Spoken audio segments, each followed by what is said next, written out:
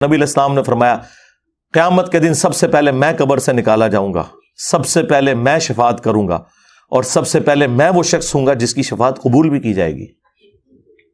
اور مسلم شریف میں حدیث کہ سب سے پہلے میں جنت کے دروازے پہ جاؤں گا، اور دروازہ جب میں کھٹکھٹاؤں گا تو داروغہ جنت حضرت رضوان رضی اللہ تعالیٰ عنہ پوچھیں گے کہ کون؟ میں کہوں گا محمد، تو کہیں گے مجھے حکم بھی یہی تھا کہ یہ دروازہ میں آپ کے نام پہ کھولوں گا۔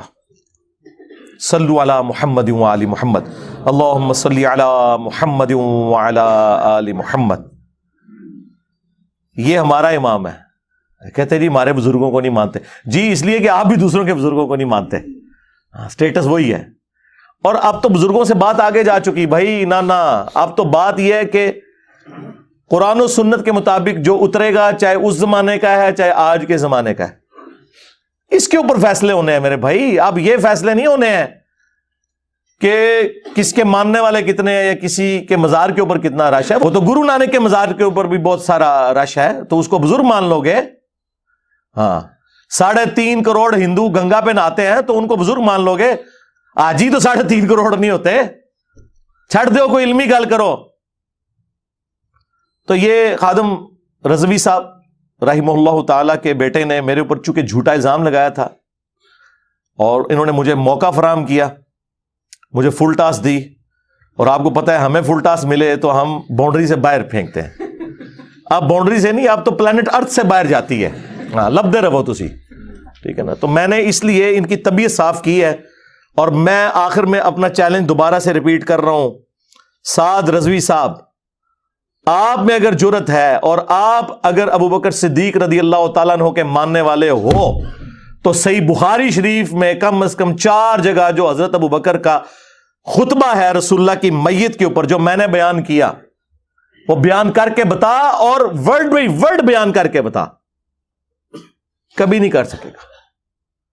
اور تیرے ہی شہر کا رہنے والا ہے وہ 2 گلے پھاڑنے والے مولوی جو مجھے مبالغے کے چیلنج کرتے تھے، وہابی۔ اور کوئی جیلمی ہو یا کوئی فیصل آبادی ہو یا کوئی جھالوی ہو، اللہ کے فضل و کرم سے ان کو للکارتے رہیں گے، ان کی آنکھوں میں آنکھیں ڈالتے رہیں گے، مرتے دم تک عظمت رسول اللہ کے اوپر اور عظمت صحابہ کے اوپر ان کو مباہلے کا چیلنج دینے کے لیے تیار ہیں۔ جب چاہو ہمارے مرکز میں آؤ، جب چاہو ہمیں جیلم میں بلا لو، تعالوا ندعو ابناءنا وابناکم ونساءنا ونساءکم وانفسنا وانفسکم ثم نبتہل فلنجعل لعنت اللہ الکاذبین۔ ہمیں ہم تمہیں زندگی کے آخری سانس تک مباہلے کا چیلنج دیتے ہیں۔ ان کو میں نے چیلنج دیا تھا کہ تم مبالغے والی حدیث بیان کر دو پوری مسلم شریف سے 6220، قیامت تک اپنے ممبر سے تم وہ حدیث بیان ہی نہیں کر سکتے۔ آج تک نہیں بیان کی، کئی سال گزر چکے ہیں، کیونکہ جس ماموں کا وہ دفاع کر رہے ہیں نا، اس حدیث میں اس ماموں کا ذکر ہے، اس نے سعد ابن ابی وقاص کو مجبور کیا کہ حضرت علی پہ سب و شتم کروائے۔ نہیں جی، وہ سب کا ترجمہ جو ہے نا تنقید ہوتا ہے، آپ کو پتہ نہیں، سرکار ہمیں پتہ ہے، ہمارے امام نے ہمیں پہلے ہی بتا دیا تھا کہ انجینئر صاحب ایک کہانی پان گے 6220 دے ہوتے تے تسی کہنا اگلی حدیث پڑھ لو 6229، لعن اللہ ابو تراب، ابو تراب علی ابن ابی طالب پر لعنت۔ تمہارے بزرگ تو لعنتیں بھیجتے تھے مولا علی کے اوپر، وہ موجود ہے مسلم شریف میں، سب کا ترجمہ ہوا ہے۔ گالی چھوٹا لفظ ہے، لعنت کے الفاظ موجود ہیں۔ اور سب سے بڑھ کے ان کا جو ابا ہے ابن تیمیہ، اس نے منہاج السنہ میں شیعہ کے خلاف پورا مقدمہ اہل سنت کا پیش کیا، وہ بھی مانا کہ یہ سب تھا۔ اس نے فلنگ دی بلینکس کیا کہ سعد ابن ابی وقاص سے ان کے ماموں نے سب کروایا، اور انہوں نے انکار کر دیا، اور حضرت علی کے 3 فضائل سنائے۔ میں کافی دفعہ بیان کر چکا ہوں، ہم انشاءاللہ اس ویڈیو میں وہ حدیث ڈسپلے کروا دیں گے، جسے شوق ہوگا وہ خود پڑھ لے۔ اور اس کا ایک طریق سنن نسائی الکبریٰ کے اندر خصائص علی والے چیپٹر کے اندر بھی موجود ہے۔ اس میں تو آگے الفاظ ہیں، سعد ابن ابی وقاص کا بیٹا کہتا ہے جب مامو جان کو میرے ابا جان نے ڈانٹ پلائی تو جتنے دن مدینہ شریف رہے تو حضرت علی کے بارے میں ایک جملہ بھی گستاخانہ اپنی زبان سے نہیں نکالا۔ تو پتہ چل گیا کہ وہ کیا تھا۔ وہ امام نووی کہتا ہے، وہ کہہ رہے تھے بھی مجھے بھی کوئی علی کے فضائل سناؤ۔ اوے پرانے بھی کہانیاں ہی کرا کے گئے نے، نووی نے سنن نسائی الکبریٰ نہیں سی نہ پڑھی ہوئی، خصائص علی والا چیپٹر نہیں سی پڑھیا ورنہ انہوں پتا ہوتا کہ حدیث میں آگے جو الفاظ ہیں ان کا بیٹا کہہ رہا ہے کہ جتنے دن وہ مدینے رہے پھر حضرت علی کی دوبارہ توہین نہیں کی. تو توہین اسی نے کی ہوئی تھی جس کو سعد ابن ابی وقاص نے ڈانٹا. اللہ اکبر. سعد ابن ابی وقاص نے تو جب دو تابعین ملنے آئے, سنن نسائی الکبریٰ کے اندر موجود ہے, ان کا میں نے سنا ہے کہ تم علی ابن ابی طالب پر لعنت کرتے ہو, ان پہ سب و شتم کرتے ہو. ان کا معاذ اللہ. تو سعد نے کہا کہ اگر یہ بنو امیہ کے لوگ میرے سر کے اوپر آرا رکھ دیں اور مجھے کہیں کہ تیرے 2 ٹکڑے کر دیے جائیں گے, اور تو علی کے بارے میں کوئی نازیبا جملہ بول, تو میں کبھی نہیں بولوں گا جو کچھ میں نے رسول اللہ سے سن رکھا ہے علی ابن ابی طالب کے بارے میں رضی اللہ تعالیٰ عنہ علیہ السلام. تو سرکار یہ قیامت تک کے لیے آپ کے پاس ٹائم ہے.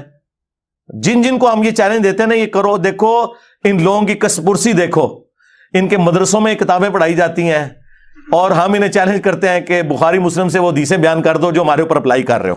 چلو ہم نے تو بیان کر دی نا, اب یہ حضرت ابوبکر کا خطبہ بیان کر کے بتائے جو کہہ رہے کہ جی صدیق اکبر دی نے گستاخی کر چھڈی. تسی تے مننا ہی نہیں ابوبکر صدیق دے عقیدے نو, تہاڈا عقیدہ ہی اپنا ہے. انشاءاللہ یہ خوراک کافی ہے. ویسے تو آپ کو پتا میرا یہ فیوریٹ ٹاپک ہے, میں 1 گھنٹہ اور بول سکتا ہوں. بہرحال اگر انہوں نے یہ بیان کر دیا, میں اعلانیہ کہتا ہوں یہ خطبہ بیان کر دیا اور اس کا ترجمہ صحیح کیا جو عربی لنگوسٹک میں بنتا ہے, وصال شریف کر کے نہیں, دوسرا شریف کر کے, پلس گستاخانہ عبارتوں سے توبہ, ان کی پرنٹنگ بند کروائی, ادھر دھرنے دیے. یہ 2-3 کام جو میں نے بتائے انہوں نے اگر کر لیے تو میں انشاءاللہ تعالی اگلی مور جو ہے وہ کرین کے اوپر TLP والوں کو دوں گا. بالکل میں آپ کے ساتھ ہوں, مجھے اور کوئی چیز چاہیے نہیں ہے, اور میں ختم نبوت کے کام میں آپ کے ساتھ ہوں گا. ابھی تک آپ نے ختم نبوت پہ کام شروع نہیں کیا, آپ صرف اینٹی قادیانی کام کر رہے ہو کیونکہ یہ یہاں بکتا ہے, اس پہ چندے آتے ہیں. چاہے آپ ہوں یا یہ دیوبندیوں کی عالمی مجلس ختم نبوت, کبھی چشتی رسول اللہ اشرف رسول اللہ پہ بات کر جائے, نہیں کر سکتے. یہ صرف وہی بات کر سکتا ہے کہ جو اعلانیہ یہ کہتا ہے کہ میرے نبی سا ہے ہی کوئی نہیں, تیرے بابے تھے شاہ ہی کوئی نہیں رسول اللہ کے مقابلے پہ, میرے مقابلے پہ نہیں. عز وجل وصلی اللہ علیہ وآلہ وسلم. صلو علی محمد وآل محمد, اللہم صلی علی محمد وعلی آل محمد واصحاب محمد وازواج محمد وامت محمد اجمعین الی یوم الدین. آمین.